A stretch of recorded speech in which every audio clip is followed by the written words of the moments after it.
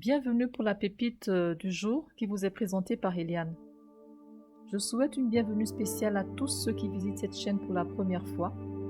Que le Seigneur vous bénisse vraiment et que sa grâce abonde dans vos vies. Je prie également que cette pépite contribue à votre édification spirituelle. Alors aujourd'hui, nous allons voir comment il nous est possible en fait de vivre libre de toute peur, oui. Parce que nous pouvons en fait effectivement nous libérer de la peur. Plusieurs d'entre nous sommes empêchés de vivre le surnaturel de Dieu. Nous sommes empêchés d'entrer dans notre destinée parce que nous sommes complètement liés par la peur. Nous vivons dans un monde rongé par la peur du lendemain, la peur des attentats, la peur de la mort, de la maladie, la peur de l'autre, et j'en passe. Mais quelle est l'origine de la peur? D'où vient-elle? Comment est-elle entrée dans le monde? Dès le commencement, Dieu nous montre qu'il nous a créés pour ne pas avoir peur.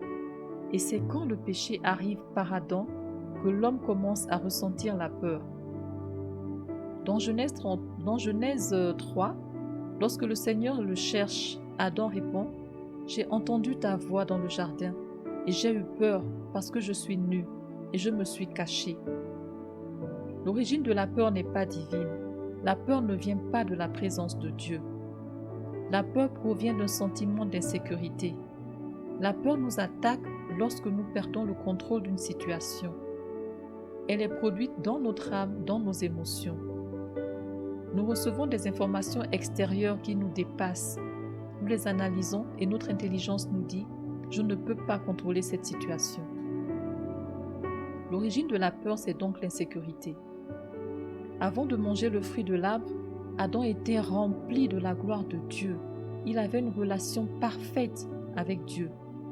Mais le péché va amener la séparation. Le péché va amener la chute et toutes les conséquences de la chute, qui sont la maladie, la mort spirituelle, le péché lui-même, la malédiction, la peur et j'en passe. Adam ne connaissait pas la crainte tant qu'il était en communion parfaite avec le Père. Dieu a créé les animaux avec force. Dans Job 39, nous voyons que Dieu a créé le cheval avec de la vigueur, avec de la force. De plus, la Bible nous dit que le cheval se rit de la crainte. Le cheval n'a pas peur. Or, Dieu nous a créés de très loin, mieux que les animaux. Dieu nous a créés à son image et à sa ressemblance pour dominer sur toutes les espèces.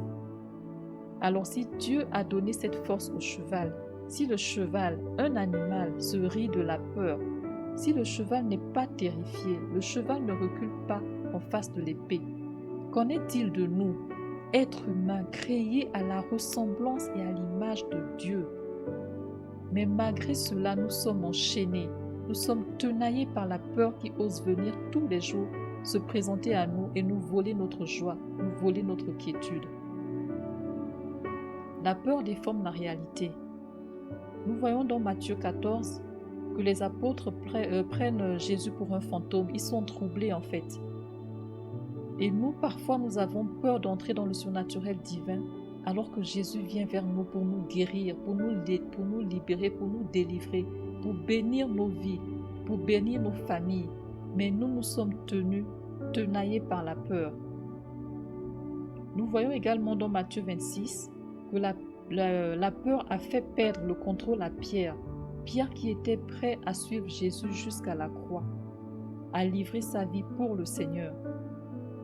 La peur nous fait perdre nos moyens, elle nous fait perdre notre sécurité, notre paix. Nous perdons le contrôle parce que le doute vient remplacer l'assurance que Dieu a mis dans nos cœurs. La peur nous paralyse en ce qui concerne les projets extraordinaires que Dieu a pour nos vies. Oui, Dieu a des projets de paix. Dieu a des projets de paix et non de malheur pour nous. Dieu a un avenir et de l'espérance pour nous. Mais plusieurs d'entre nous, nous passons complètement à côté de ces projets, à côté de la gloire de Dieu, à cause de la crainte que nous nourrissons dans notre cœur. Trop de crainte nous limite à une sorte de passivité. Nous sommes plongés dans une léthargie spirituelle. La peur ne fonctionne jamais toute seule. La peur travaille avec l'oppression, la maladie, le stress, l'angoisse, l'anxiété, les nœuds à l'estomac et j'en passe. Toutes les peurs que nous ressentons ne sont pas divines. Toutes ces peurs sont comme des chaînes à nos pieds que Jésus veut briser dans nos vies. Face à ces peurs, Jésus nous dit de ne pas avoir peur. Plus de 360 fois dans la Bible, il nous dit « n'aie pas peur ». Jésus veut nous débarrasser définitivement de la crainte pour que nous puissions vivre une vie de victoire, pour que nous puissions marcher dans la foi et vivre le surnaturel divin. Dieu veut briser toute forme de crainte pour nous amener à vivre dans la liberté glorieuse de ses enfants. Et c'est la foi qui va libérer l'action de Dieu. C'est la foi qui va activer le surnaturel de Dieu dans nos vies. Le surnaturel et la peur ne peuvent pas travailler ensemble. Ils ne peuvent pas s'associer ensemble. Nous devons être libérés dans notre intelligence de tous les raisonnements et forteresses qui nous disent que la peur est quelque chose de surnaturel, de glorieux. Non, la peur n'a rien à voir, absolument rien à voir dans le royaume de Dieu. La peur souvent se parle comme la foi se parle. Ne parlons jamais à nos craintes, à nos doutes, à nos angoisses, mais parlons toujours la parole de Dieu. Parce que de la même manière que la foi va attirer la bénédiction, de la même manière la peur va attirer la confusion dans notre esprit. Et si nous prenons l'habitude de parler à nos peurs, à nos doutes, ceux-ci vont amener une oppression spirituelle sur nos vies. À Gethsémani, Jésus a connu la crainte, il a éprouvé de la frayeur, il a éprouvé des angoisses, il a éprouvé une lutte intense jusqu'à suer du sang pour que nous soyons libérés de la peur. Jésus est certes mort pour le pardon de nos péchés, mais il est mort surtout pour nous libérer de l'oppression, pour nous donner une vie en abondance. Dieu nous appelle à vivre son surnaturel, à vivre des expériences, des choses plus fortes avec lui. Mais la peur d'être exclu par notre famille, nos collègues, notre entourage nous empêche d'entrer dans la présence de Dieu.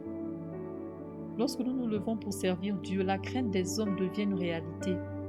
Ne laissons jamais la crainte des hommes nous empêcher d'entrer dans les plans de Dieu. Ne recherchons pas la faveur des hommes. Décidons de ne pas marcher sous le contrôle de l'homme. Ne laissons pas la crainte de l'homme nous limiter, mais marchons plutôt sous l'onction du Saint-Esprit. Oui, soyons libérés de toute forme de contrôle de l'homme dans le nom de Jésus. Dieu nous dit dans sa parole plus de 360 fois, n'aie pas peur, n'aie pas peur. Nous devons donc proclamer que nous n'avons pas peur, que nous allons vivre la gloire de Dieu, que nous allons vivre le surnaturel divin parce que Dieu est avec nous et il nous le dit clairement dans sa parole. Et sa parole est oui et amen. Notre confession de la parole de Dieu est importante pour être délivré de la peur. Il y a une puissance dans le fait de proclamer la parole de Dieu sur nos vies. Il nous faut confesser que Dieu est avec nous, que Dieu est pour nous, que Dieu est vainqueur dans nos vies. Nous devons ensuite nous débarrasser, nous délier de toute forme de peur qui nous retient dans l'accomplissement de notre destinée. Et pour nous libérer de la peur, nous devons rechercher l'intimité, la communion parfaite avec le Saint-Esprit. Alors si nous sommes enfants de Dieu, si nous avons accepté Jésus-Christ dans nos vies, si nous sommes conscients de l'habitation de l'Esprit de Dieu en nous, alors la paix doit régner dans notre esprit. Nous devons avoir la capacité divine de dominer sur la peur. Nous avons reçu un esprit de force, un esprit d'amour, un esprit de sagesse. Quand quelqu'un est fort à côté de nous, nous nous sentons en sécurité. Le Saint-Esprit qui vit en nous est fort. C'est un esprit de force. C'est lui qui nous accompagne partout où nous allons. C'est lui qui nous entoure pour que nous soyons délivrés, libérés de la peur. L'Esprit Saint met en nous la sagesse. Le Saint-Esprit est aussi un esprit d'amour. Il met de l'amour en nous.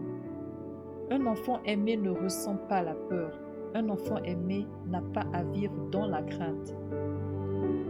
La crainte n'est pas dans l'amour. Plus nous connaîtrons l'amour de Dieu, plus il nous sera facile de résister à la peur. Réfugiés sous ses ailes, nous serons tranquilles, nous serons en paix, nous serons en sécurité. Dieu nous dit qu'il est avec nous et nous fait sortir de toutes les situations qui nous effraient. Ne mettons pas notre foi dans ce qui n'est pas de Dieu, non, mais mettons plutôt notre foi en Dieu. À travers elle, Dieu nous rassure, il nous apaise. Et avec le Saint-Esprit qui habite en nous, nous pouvons vivre une sécurité parfaite. Nous ne pouvons pas être en même temps dans la paix et dans la crainte. Nous avons reçu la paix de Dieu et notre esprit régénéré par le Saint-Esprit ne connaît pas la peur. Dans Job 40, nous voyons que Dieu a formé l'hippopotame avec sa force dans ses reins et sa vigueur dans les muscles de son ventre. Or, nous, êtres humains, nous sommes habités par le Saint-Esprit si nous appartenons à Jésus-Christ. Nous avons toute puissance et toute force à l'intérieur de nous pour dominer contre toutes les circonstances difficiles de nos vies. Le Saint-Esprit, l'Esprit de Dieu qui vit en nous, est plus fort que celui qui est dans le monde. Dieu qui est en nous est plus fort. Dieu qui est en nous est plus grand que les montagnes, que nos problèmes que nous avons au quotidien. Et nous sommes à la ressemblance de Dieu. Nous sommes créés à l'image de Dieu. Cette image que nous avons, c'est l'image de l'autorité de Dieu. C'est l'empreinte de Dieu sur notre esprit. Et cette empreinte est une empreinte d'autorité, une empreinte de force, de gloire. Il y a à l'intérieur de nous tout ce dont nous avons besoin, le Saint-Esprit, pour nous fortifier afin de résister à la peur. Ce n'est pas à nous, enfants de Dieu, de marcher sur notre ventre, de manger de la poussière, mais c'est plutôt à celui qui a été maudit de le faire. Alors ne nous laissons pas abattre, résistons à Satan et il fuira loin de nous. Nous avons été créés pour n'éprouver ni peur ni terreur. Dieu nous a créés à son image et à sa ressemblance. Et Dieu n'a pas peur, au contraire. La Bible nous dit que Dieu se rit de ses ennemis. Nous devons rire de nos problèmes, de nos montagnes par la joie qui nous vient du Saint-Esprit qui est en nous. Nous sommes libérés en Jésus-Christ et cette révélation nous rend forts, elle nous rend puissants, elle nous ramène à ce que nous sommes en Jésus-Christ, à savoir au-dessus de toute autorité, de toute domination, de tout nom qui peut se nommer. Aujourd'hui, si nous sommes enfants de Dieu, si nous avons accepté Jésus-Christ dans nos vies, alors il nous a rachetés de la malédiction, du péché, de la chute. Il nous a rachetés de notre nature adamique à travers laquelle Adam avait livré toutes les nations au péché. Toutefois, si nous n'avons pas encore accepté Jésus-Christ comme notre Seigneur et Sauveur, alors invitons-le dans nos vies, invitons-le dans nos cœurs pour vivre un changement radical, pour vivre la manifestation de la gloire de Dieu dans nos vies, pour entrer pleinement dans le surnaturel divin. Décidons aujourd'hui même de rechercher ardemment la communion parfaite avec le Saint-Esprit. Déclarons sur nous cette liberté que nous avons en Jésus-Christ. Que cette révélation fasse tomber les écailles de nos yeux et qu'elle nous amène à nous affranchir totalement de la peur. Oui, Seigneur, nous déclarons avec foi notre liberté d'enfants de Dieu, car nous appartenons au Seigneur Jésus-Christ.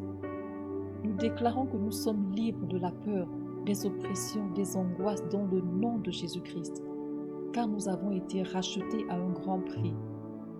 Nous déclarons la paix de Dieu, nous déclarons la sécurité de Dieu sur nous dans le nom de Jésus.